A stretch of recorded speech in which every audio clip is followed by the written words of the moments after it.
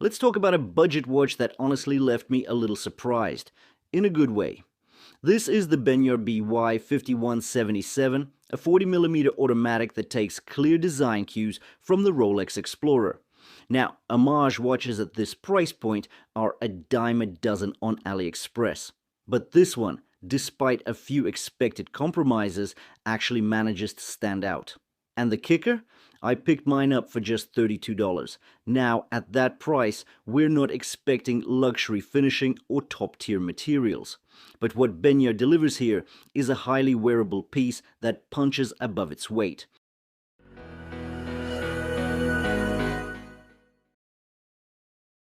Let's begin with the dimensions. The case measures 40.8mm in diameter with a lug-to-lug length of 49.8mm. The lug width is an unusual 21mm, and the case thickness sits at 13.9mm. Once sized for my 6.5-inch wrist, the watch weighed in at about 135 grams. It's a substantial weight for this segment and gives the watch a nice presence on the wrist. Now, here's the caveat. The bracelet is made of solid stainless steel, but the watch case itself is actually zinc alloy. That's the big compromise here. But visually, you'd be hard-pressed to tell. The entire case is polished, top, sides, and lugs, with nicely sculpted flanks and smooth transitions. There's a definite sense of effort in the case shaping. The fixed bezel slightly overhangs and rides up onto the end links, giving the watch a layered, slightly more complex profile than you might expect. It even helps the case look bigger than its 40mm measurement would suggest.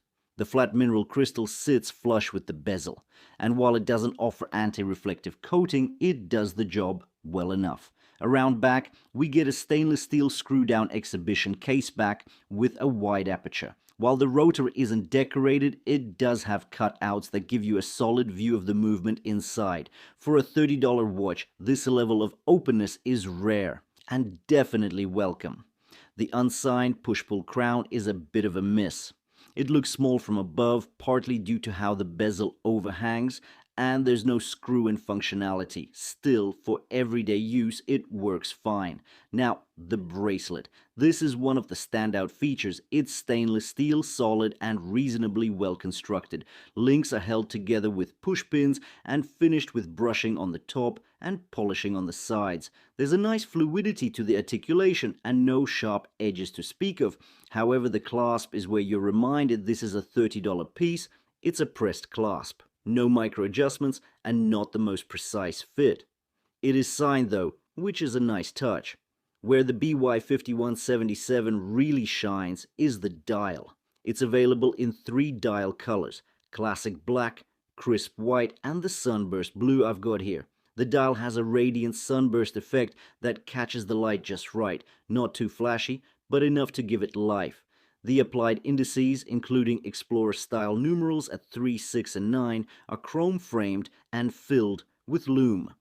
The printed money track hugs a reflective rehaut, which, when combined with the subtle sunburst, gives the dial more visual interest than you'd expect at this price.